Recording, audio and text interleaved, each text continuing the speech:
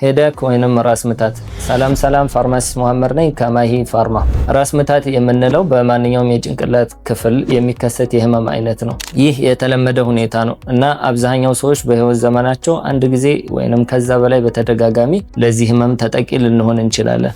ራስ ምታት በማንኛውም እድሜ ላይ ሴትም ሆነ ወንድ ሊከሰት የሚችል የህመም አይነት ነው። ሄደክ ወይንም ራስ ምታት በሁለት ዋና ዋና ክፍሎች ይከፈላል።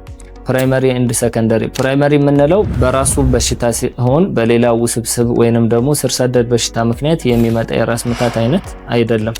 በዚህም ዋና ዋና 3 ክፍሎች አሉት። የመጀመሪያው ቴንሽን ሄዳክ የምንለው ይህ በጣም የተለመደ የራስ ምታት አይነት ሲሆን መካከለኛ የሚባል ህመም ይኖረዋል። ብዙ ጊዜ ህመሙ የሚፈጠረው በጭንቅላት አካባቢ በተለይ ግንባር ላይ፣ የራስ ቅል ላይ እንዲሁም ደግሞ አንገት ላይ ህመሙ ሊኖር ይችላል ማለት ነው። ሁለተኛው የራስ ምታት አይነት ማይግሪን ይባላል። ማይግሪን ከቴንሽን ሄዳክ የበለጠ ወይንም የከፋ የራስ ምታት አይነት ሲሆን ብዙ ጊዜ የሚመጣው በአንደኛው የጭንቅላታችን ክፍል ብቻ ሲሆን እንደ መምታት፣ መንፋት የሚመስል ስሜት ሲሆን ማቅለሽለሽ፣ ማስታወክ እና ለድምጽና ለብርሃን ሴንሲቲቭ ሆኖ ልናገኘው እንችላለን። ሶስተኛው ክላስተር ሄዳክ የምንለው ይህ በጣም የሚያም የራስ ምታት አይነት ሲሆን በአብዛኛው በአንደኛው የአይናችን ዙሪያ ብቻ የሚወጋ ህመም የሚያመጣ ነው። ይህ አይነቱ የራስ ምታት አይነት ለጥቂት ሳምንታትና ወራት በተከታታይ ህመሙ ሊኖር ይችላል። ከዛ በኋላ ደግሞ ለረጅም ጊዜ ሊጠፋ ይችላል ማለት ነው። ሁለተኛው ሰከንደሪ ሄዳክ የምንለው ይህ አይነቱ ራስ ምታት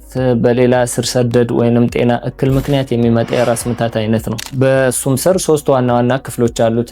የመጀመሪያው ሳይነስ ሄዳክ የምንለው ነው። ሳይነስ የምንለው የራስ ምታት አይነት ይህ የሚከሰተው በሳይነስ ኢንፌክሽን ወይንም እብጠት ምክንያት ነው። ብዙ ጊዜ ህመሙ የሚኖረው ግንባር፣ ጉንጭ እና አይን አካባቢ ላይ የማያቋርጥ የሚወጋ ህመም ሊኖረው ይችላል። ሁለተኛው ሃይፐርቴንሽን ሄዳክ የምንለው በጣም ከፍተኛ የሆነ የደም ግፊት ሊያመጣ የሚችል አፋጣኝ የሆነ ህክምና የሚያስፈልገው የራስ ምታት አይነት ነው። ሶስተኛው ኦቨርዶዝ የምንለው ከመጠን ያለፈ መድኃኒቶችን ወይንም ደግሞ አንቲፔኖችን ለረጅም ጊዜ በከፍተኛ መጠን በምንወስድበት ሰዓት የሚመጣ የራስ ምታት አይነት ነው። ይህ በሌላ ስሙ ሪባውንድ ራስ ምታት ይባላል። ስለ ራስ ምታት ባጭሩ ይህንን ይመስላል። ምን ማስታገሻዎች አሉትኝ፣ ዋጋቸው ስንት ነው የሚለውን በቀጣይ ቪዲዮ እናሳያችኋለን። ማሂ ፋርማዎች ነን። እናመሰግናለን።